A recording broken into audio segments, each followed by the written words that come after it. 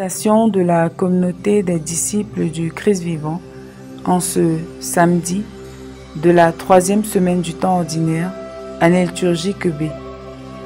Évangile de Jésus-Christ selon saint Marc, au chapitre 4, les versets 35 à 41. Ce jour-là, le soir venu, Jésus dit à ses disciples: « Passons sur l'autre rive. » Quittant la foule, ils amenèrent Jésus comme il était dans la barque, et d'autres barques l'accompagnaient. Survient une violente tempête. Les vagues se jetaient sur la barque, si bien que déjà elle se remplissait. Lui dormait sur le coussin à l'arrière. Les disciples le réveillent et lui disent: « Maître, nous sommes perdus, cela ne te fait rien ?» Réveillé, il menaça le vent et dit à la mer: « Silence, tais-toi. » Le vent tomba, et il se fit un grand calme. Jésus leur dit: « Pourquoi êtes-vous si craintifs? N'avez-vous pas encore la foi ?» Saisis d'une grande crainte, ils se disaient entre eux: « Qui est-il donc celui-ci, pour que même le vent et la mer lui obéissent ?» Acclamons la parole de Dieu. Méditation. Bien-aimés dans le Seigneur, Dieu soit loué en tout temps. Dans les situations d'impuissance que nous traversons très souvent dans la vie, Dieu ne nous laisse pas seuls.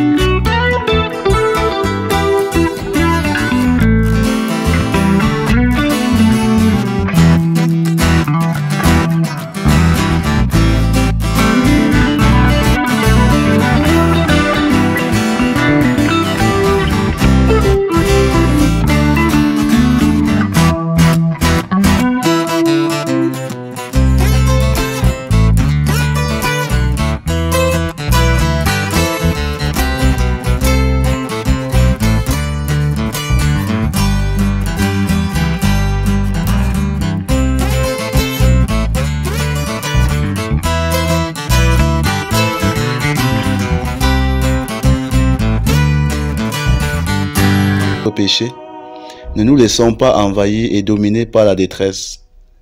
Nous avons une chose à faire: nous repentir, regretter nos péchés et demander le pardon de Dieu.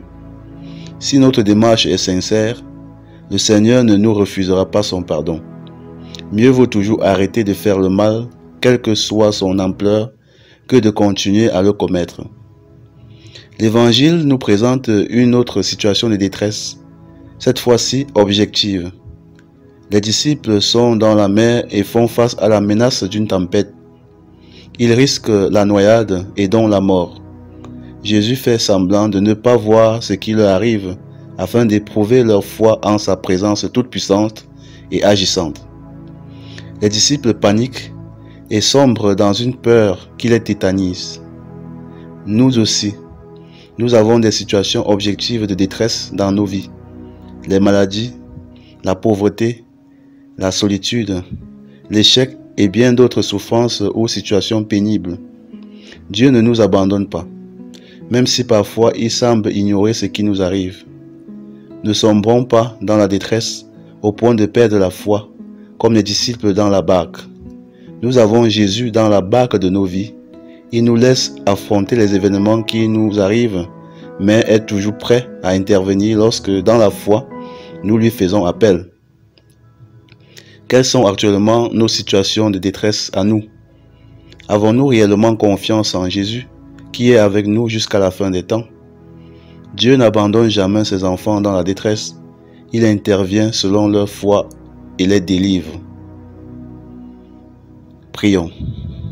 Père éternel, délivre-nous des situations de détresse qui menacent de nous faire perdre la foi en toi et en ton Fils Jésus-Christ qui vit et règne avec toi dans l'unité du Saint-Esprit, maintenant et pour les siècles des siècles. Amen. Intercession. Seigneur Jésus, regarde avec bonté ceux qui souffrent du mal qu'ils ont fait. Donne-leur l'esprit de repentance afin que, regrettant sincèrement leurs péchés, ils obtiennent ta miséricorde. Nous te prions également pour tous ceux qui passent actuellement par des situations difficiles qui leur font peur et douter de toi.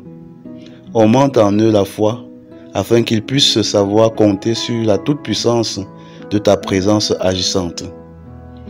Vierge Marie, intercède pour nous. Exercice spirituel. Qu'est-ce qui nous cause plus de détresse actuellement dans notre vie?